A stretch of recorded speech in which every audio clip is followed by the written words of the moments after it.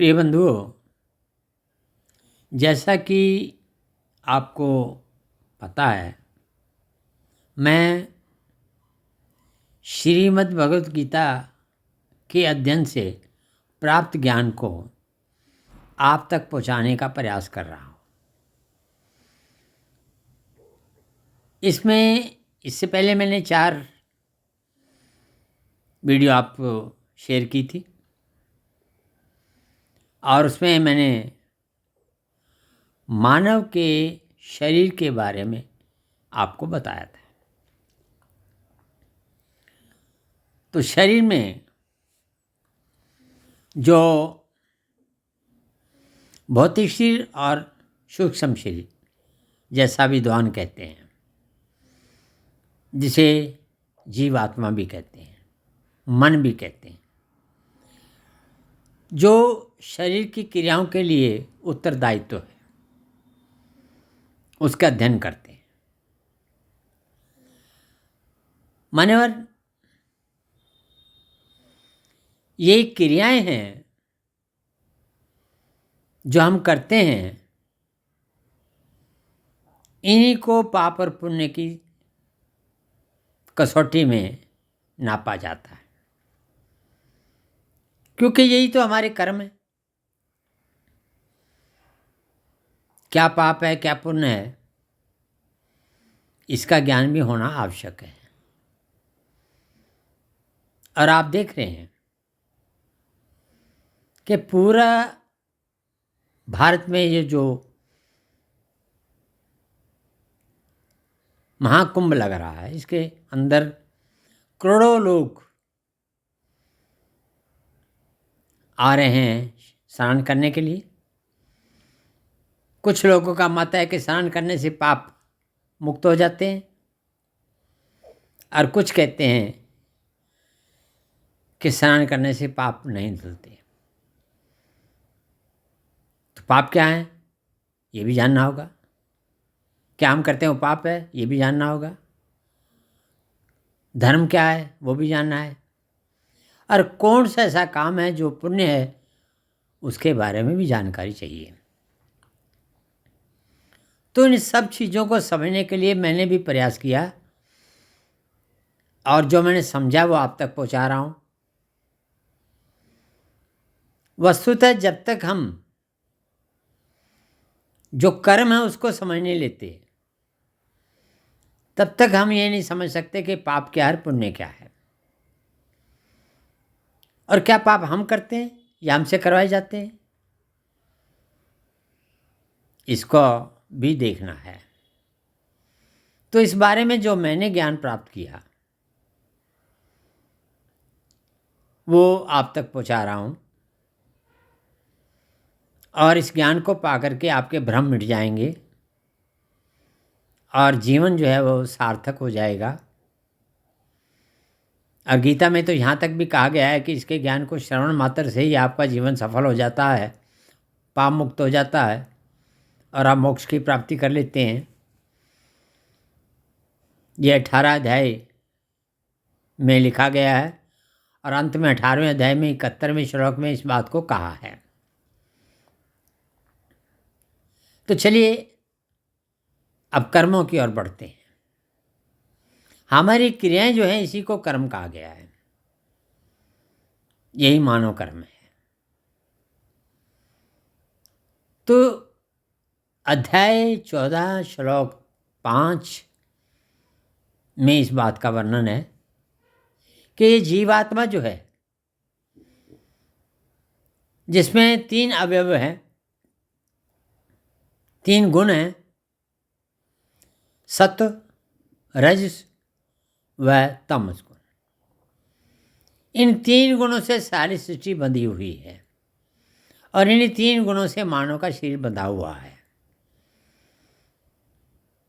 ये उसमें स्पष्ट लिखा हुआ है।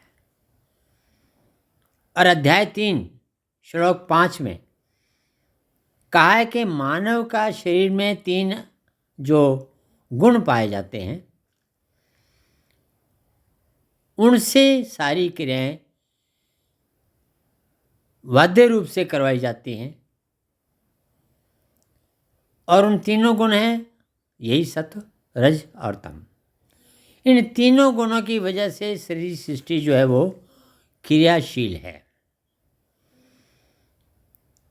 और ये भी लिखा है कि कोई भी व्यक्ति किसी भी क्षण, किसी भी काल में क्रिया के किए बिना रह नहीं सकता, क्योंकि जीवन का नाम ही क्रिया है और क्रिया का नाम कर्म है। तो कर्मों के बिना तो हमारा जीवन अधूरा है। चूंकि क्रिया हो रही है और जीवन क्रियाशील है, तो इसको समझना है। प्रकृति में व्यापक 3 गुणों से सारी सृष्टि चल रही है। सूर्य से लेकर परमाणु तक सृष्टि क्रियाशील है। हर पदार्थ अपना अपना कार्य कर रहा है। और ज्ञान जो दिया गया है शास्त्रों में, उसके अनुसार ये जो त्रिगुणमयी माया है, इसमें 3 कणों का पाया जाना बताया गया है। तो तमोगुण और रजोगुण मुख्य हैं। तमोगुण के इर्द गिर्द रजोगुण के कण तीव्र गति से चलते रहते हैं और इसी कारण सारे जगत में क्रियाएं होती हैं।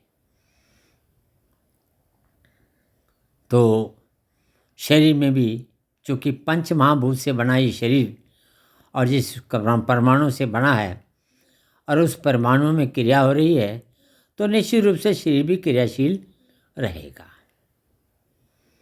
इसको हम मन कह सकते हैं, जीवात्मा कह सकते हैं। तो रजोगुण जो है वो क्रियाशील है और उससे हमारी सभी क्रियाएं होती रहती हैं। तो इस प्रकार सृष्टि में क्रिया का पाया जाना आवश्यक है। और आप देखिए, हमारे देह में भी नियमित हर क्षण, हर काल में क्रियाएं होती रहती हैं।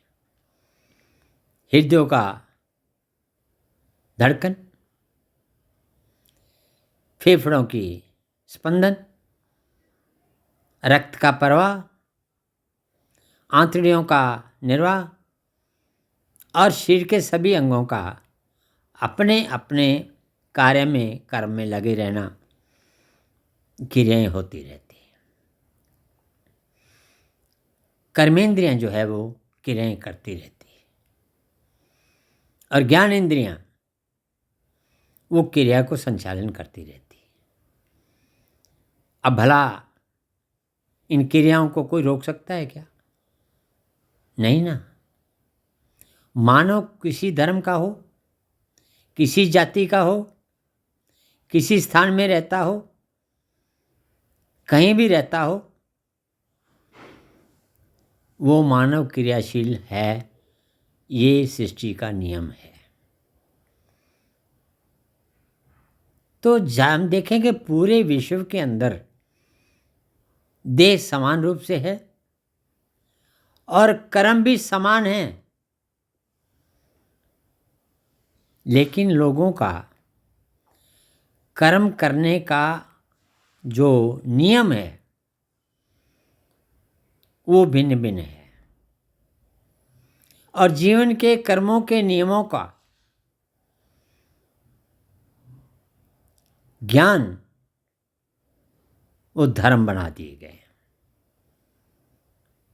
और अलग अलग जगह पे अलग अलग विचार होते हैं और अलग अलग विचारों से अलग अलग धर्मों का उत्पत्ति हुई है। इस बारे में भी चर्चा करेंगे, लेकिन अभी तो सिर्फ ये समझना है। इतने गूढ़ ज्ञान को समझने के लिए सबसे पहले समझना जरूर है कि क्रियाएं होती कैसे हैं। ये जो गुण हमारे अंदर हैं, ये कैसे शरीर को संचालित करते हैं। मन तो ये है, बता दिया मैंने आपको। बुद्धि है, जो हमारी बुद्धि है, जो मस्तिष्क में है, और कर्मेंद्रियों के ज्ञान से वो बुद्धि जो है हमारी कर्मेंद्रियों को संचालित करती है और वही हमें कर्म करने के लिए बाध्य करती है। तो उसका जानना ज़रूरी है। अब हम समझेंगे, जब क्रिया करते हैं तो बुद्धि भी समझेंगे। और अभी तक मैंने आपको मन की बात कही थी, मन जीवात्मा, उसके बारे में बताइए, और उसमें प्राप्त तीनों अवयवों के बारे में चर्चा की है। अब इनका विकास शरीर में कैसे होता है अध्ययन करेंगे, और हमारी आदतें, हमारा स्वभाव, हमारा व्यवहार कैसे बनता है, सोच क्या है, विचार क्या है और धर्म क्या है, वो भी समझेंगे। तो मेरा आपसे निवेदन है कि अगर आपको मेरा ये प्रयास सार्थक लगता है, हालांकि मैंने मन बना लिया है कि मैं तो कहता रहूँगा, आप उसे समझें ना समझें ये आपके ऊपर है,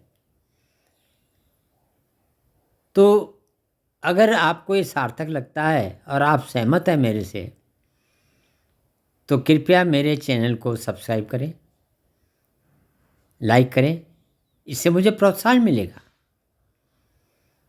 और मैं इस कार्य को और उत्साहित तरीके से जानने की कोशिश करूँगा।